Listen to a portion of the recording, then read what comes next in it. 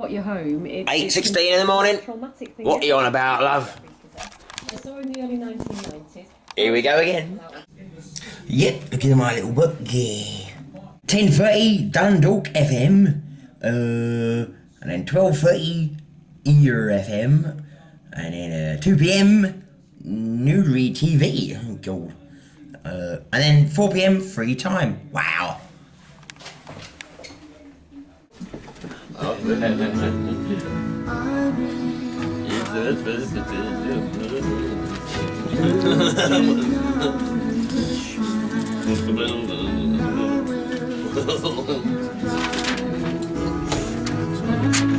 Always impressive. Simon Edwards, so Callum... And we did an interview with him, so that's a help. Now, Pete, we have to, of course, ask you a little bit about your Tourette's. Could you explain to me, first of all, I have to say, and putting my hand on my heart, I did not know anything at all about Tourette's, and when I went onto the internet and, read a bit up on it, it is something that, is it awkward to live with, Pete? Have you come to live with it, or could you explain to me, first of all, how and what age you, all the questions, but how and what ages you were when you thought you had something? I always had a blinking problem and shaking my head, and I always knew that something was wrong. I always breathed funny and was just like, I just couldn't stop myself from doing stuff.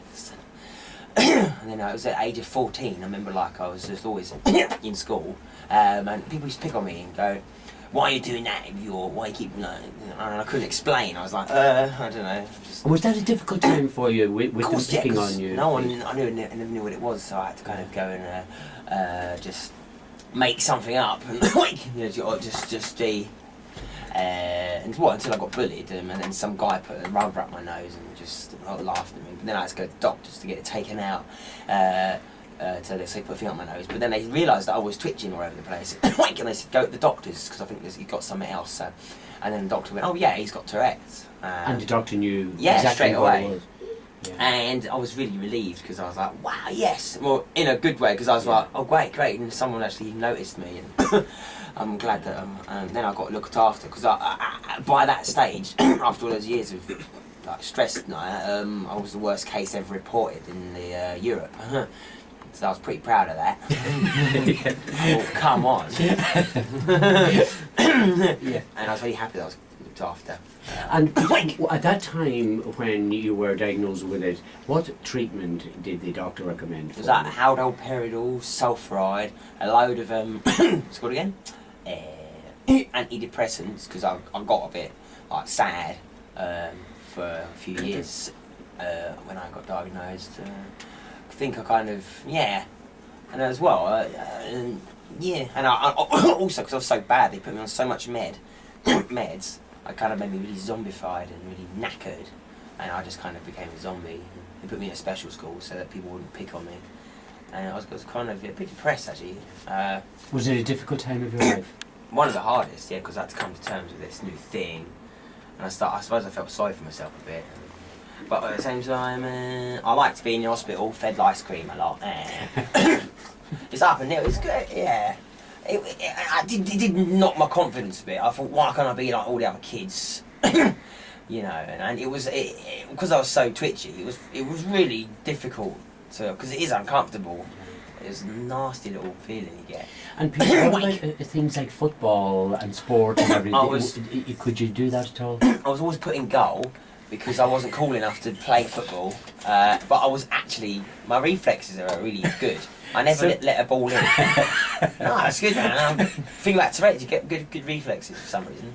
So you can see yourself maybe playing with Brighton someday then, can you? Yeah. In goals? No. I don't like football that much, except I'm apparently a big old fan of Dagenham and Redbridge, because I went to a game once. Isn't there a footballer, a goalie who got Tourette's? A known goalie? Who is that bloke? I didn't know that. Anyone wants to ring in and tell us the goalie, you win a prize. What about your family at this time, Pete? How did they react to? Were they relieved like you were yourself when the doctor found out? My mum was well distraught. She was really, really upset that her baby's got Tourette's, you know. And she saw the state I was in because I really got well messed up. You know. She really was really hard on her to come to terms with it. She remember she crying a lot and really worried about me. I think like it was up to me in the end because she was all sad and I was just moaning around being depressed and on loads of pills. And I remember I started fainting because I was having too much pills and I was just twitchy. I thought, sod this, yeah, I'm going to try and sort myself out. So I took myself off the medication. You know, I was too scared to go out as well because of this. You know, I took myself off the medication and I got myself a little wank studio when I was about 14, and then started writing music. And I remember that that actually was a much better cure than being on pills itself. Do you know what I mean? Mm-hmm. So yeah. So I started writing music, and so I've been doing it ever since. It's definitely a much better release. And the tablets. And that's like, I don't twitch when I'm writing music. And Peter, just take me back to when you met other children that had Tourette's. Was that a relief for you to see other people with the same complaint, or did it make it worse for you? When you see someone else twitching, it makes you twitch. When you talk about Tourette's, it makes you twitch as well. Even when we were talking about it this morning, would that make you twitch more? I wasn't really twitching until you asked me about it. Yeah. Yeah. So it's kind of like when you sort of remember you have Tourette's, you kind of twitch.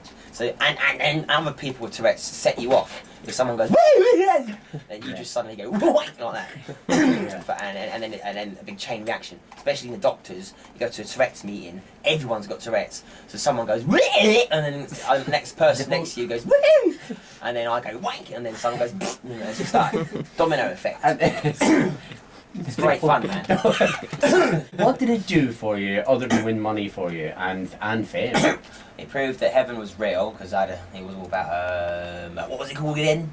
Hallucination. What's it called when someone comes from heaven and tells you you're gonna win Big Brother 7? Yeah. That's called a come on, help me, everyone. Premonition. A premonition. Premonition. Yeah, I thought okay, I'll give that a go then, and it came true. So I was like really happy about that. And what else did it do for me? Help my mum. Because I gave her the money to buy a house in France. It helped with the Tourette's. What's it called again? Getting that aware, and it helped. Helped me to get a band now. You know, thingy. Helped me. It's changed my life. It's helped me be accepted, and I think my time on Earth has been. Greatly improved, and you know I've made a change on people's Tourette's line as well. Pete, you said something there about you were able to buy your mum a house, and that every young chap's dream is to buy their mother a house. Everyone wants to do. If they win the lotto, I'll buy my mother a house or whatever. That must have been a great feeling though. After what she went through and everything. Because she was always looking after me. I thought I'd look after her, and I had this demon in my head, and I was like really all the time she was in my head, working in McDonald's, trying to sort out her house in France. And she was always ringing me up, going, "No, I can't do it." And I was really, when my mum's down, I get down. Yeah. I went, as soon as I got a letter from her in the house, saying, "Babe, you've sorted me out. Thank you very much." I got all this off my shoulders. I felt much lighter and happier about just the future. Anyways. Pete, when it came to the end of Big Brother and there was only the two of you left, were you very nervous that night? That was a big old, I was slightly scared because me and Glyn we were together from the start, and he was a great competitor. And I thought, he's got a big chance. And sometimes you just look at him and go, "Oh my God, he's going to win. I know he's going to win." And I was scared that if I did lose, I'd go a bit bonkers because of the premonition thing. I thought, if I don't win, then would heaven be real or not? So when I won, I was more glad that was true than just winning the money. I was just like, yeah, wicked, sorted. So how do you think, Pete, you would have coped with not winning it? You know what? I always think about that. If I hadn't won, I'd have been really confused. I think because like if that didn't click into place in my head, I'd have been really. I think I'd have been in a pretty dark place. You know, like kind of confused. Yeah, because that wasn't what I was shown, and I'd have been. I think I'd have been a bit of a mess now. I'm glad that happened then. That was great, man. Dundalk FM. I forgot his name, I don't know, but it was really good. It was, wasn't it?